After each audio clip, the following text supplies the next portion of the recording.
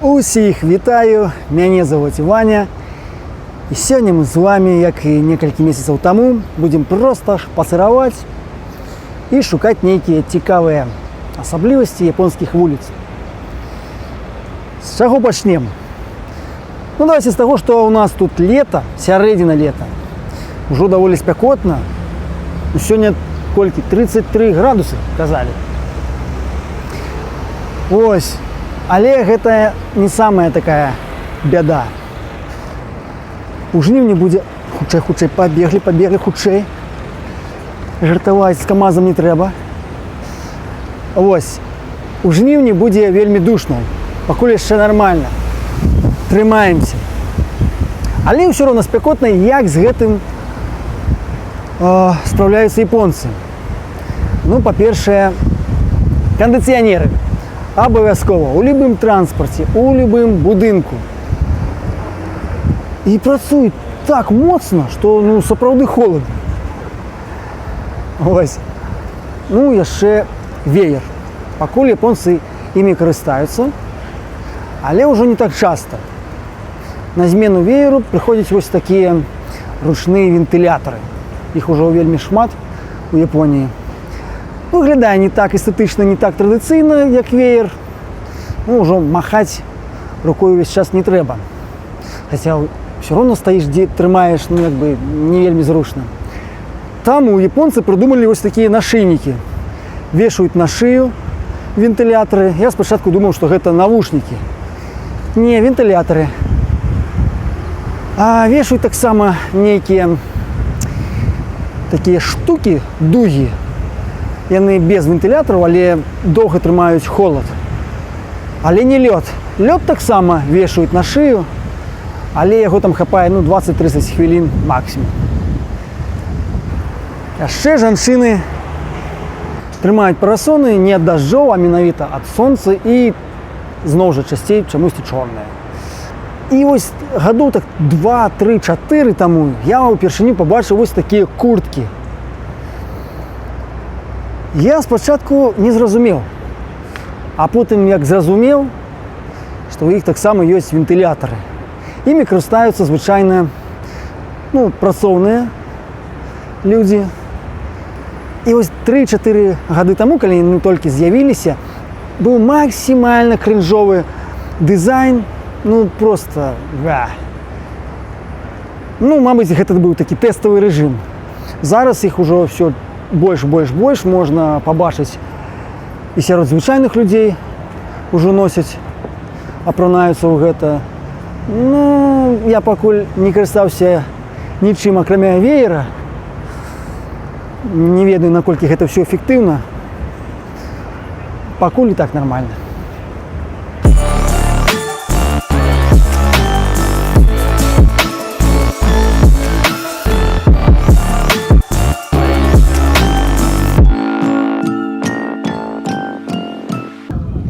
А цяпер хачу закрануць, мабыць, не самую прыемную тэму, але ў філасофскім плане даволі цікавую.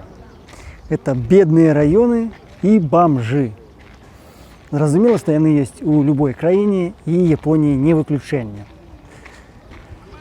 Калісьці вось гэта была дзіцячая пляцоўка, а зараз летні лагер алканавачка. Ось такія ўмовы.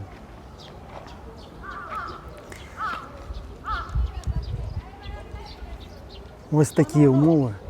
Кажуць, ноу-ноу. Добра, все ж такі мы госці. Не дазваляюць, значыць не будзем. Адпачываюць людзей добра. О, бачце, злуецца. Дык вось, калі я быў у Беларусі, я больш абвінавачваў дзяржаву. Што, зразумела, людзі падаюць, розныя выпадкі бываюць. Але павінны быць умовы, каб дапамагчы людзям падняцца, так? І вось, калі я пабачыў гэта ў Японіі, у мяне крыху думкі змяніліся. Бо дзяржава робіць умовы, мінімальныя умовы, зразумела, але все ж таки робіць. Гэта і сацыялка. Там выплачваюць колькі? Па $500. Гэта мала, але все ж таки нейкія грошы.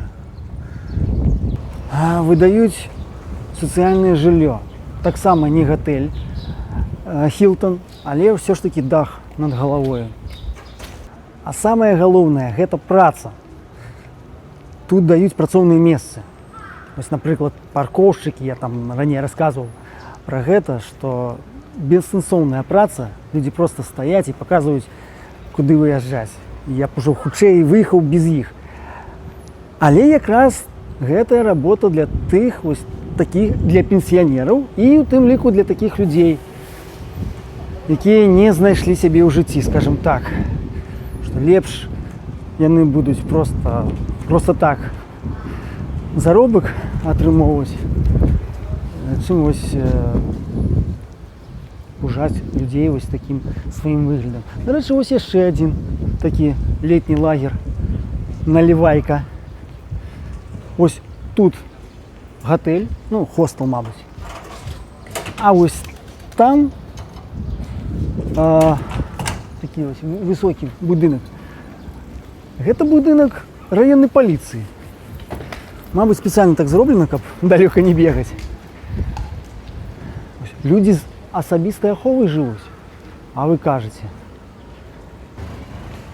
Так, гэта такі ось бедны раён. Лепш тут грошы і тэлефон у задняй кішэні не насіць. Хоць гэта і Японія. Але гэта не дзесьці там далёка-далёка-далёка ад цэнтру. Зараз я вам покажу.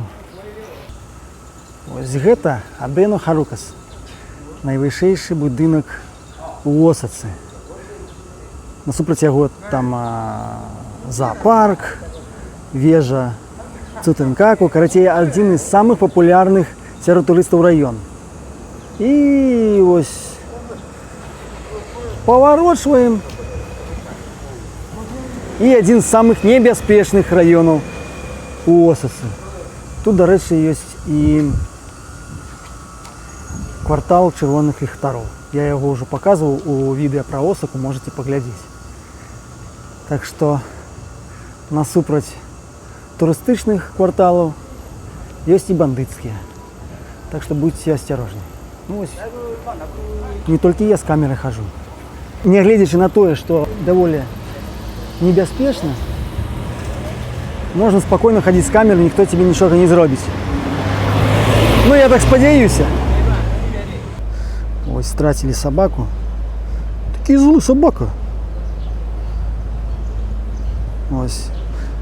Калі я змагу знайсці, мне тады дадуць 500 000 йен. А гэта прыкладна $3500. Будзем шукаць. Я ніколі вам не казаў, дзе мы жывем, у якім горадзе. Ды і цяпер не скажу. Ну так, прыкладна паміж Кіёта і Осака. Я думаю, вы і так ужо зразумелі, тыя, хто часта мяне глядзяць. І я лічу, што гэта ідэальнае месца, таму што ось ёсць настрой. Паехалі ў Кіёта. Ціхія вулачкі, вузкія, кімано, старыя рэстараны, круто.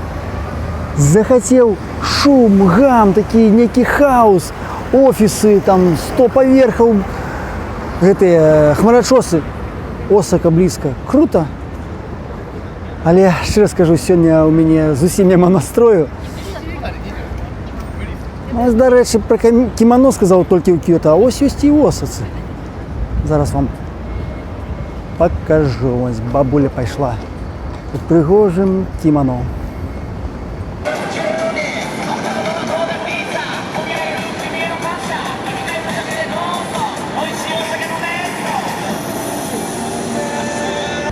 Ну ось зноў праветлівасць японцаў. Ідуць нейкія рамонтныя працы і выбачаюцца гэтыя службы. А мы падышлі да Осакскага вакзалу. Будзем з вами зараз на цягніку катацца. Я, калі спяшаюся, я самую тамную нажимаю, 140, а потім ми з вами розберемося, колькі платити треба.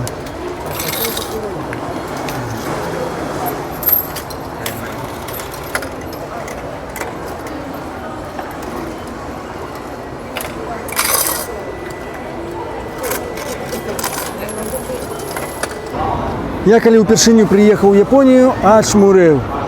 Людзі стаяць у чарзе на транспорт. Прыкол у тым, што звычайна на адной той платформе цягнікі ідуць у адным тым напрамку. Напрыклад, мы тут стаім у напрамку Кіёта. Ось тут едзе цягнік у Кіёта, і гэты цягнік едзе ў Кіёта. У чым розніца? Тым, што калі бачыце, што шмат людзей, значыць вам туды. Вось гэты цягнік, ён экспрэс, ён будзе рабіць да Кіёта толькі адзін прыпынак. А вось гэты будзе спыняцца, раз так 12 можа, да Кіёта. І гэта толькі да Кіёта, потым яшчэ будзе ехаць колькі. Ось. А вось ёсць такія платформы, не самыя звычайныя, дзе шмат. Тут не вельмі выдатны прыклад, вось тут давайте, дзе шмат цягнікоў рознага напрамку. І вось тут, глядзіце, нейкая радуга. Што гэта такое? Як я сказаў, што людзі становяцца ў чаргу, а цягнікі розныя. Таму тут напісана, да якога цягніка якая чарга. Вось, напрыклад, алень.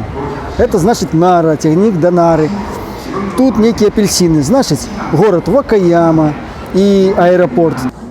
Яшчэ цікавы момант, по-моему, зараз гэта адбудзецца, пакажу вам. Інваліды. Дык вось, калі інвалід прыязджае на станцыю, яго супрацоўнік станцыі яму дапамагае сесть на цягнік. Потым гэты супрацоўнік тэлефануе на тую станцыю, куды інвалід павінен прыехаць. І калі, не хачу гэта слова шмат разоў казаць, калі чалавек прыязджае на гэтую станцыю, яго ўжо чакаюць, вось глядзіце, чалавек ужо чакае, карацей, ён ужо ведае, у якім вагоне гэты чалавек, і будзе зараз яму дапамагаць выйсці з вагона.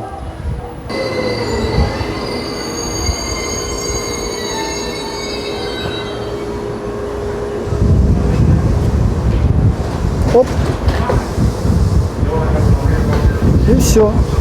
А мы заходзім усюды. У Японіі ёсць жаночыя вагоны. Бачыце, туды мне нельга заходзіць. Ёсць там адны дзяўчыны.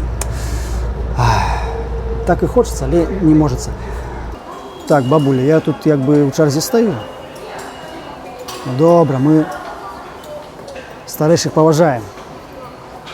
Дык вось, зараз пакажу, як гэта працуе. Я ж купіў самы танны квіток, а мне трэба ж там плаціць яшчэ $1000. Так, глядзіце, сюды. Пуль. І зараз ён мне пакажа, яшчэ 150 йен я павінен даплаціць.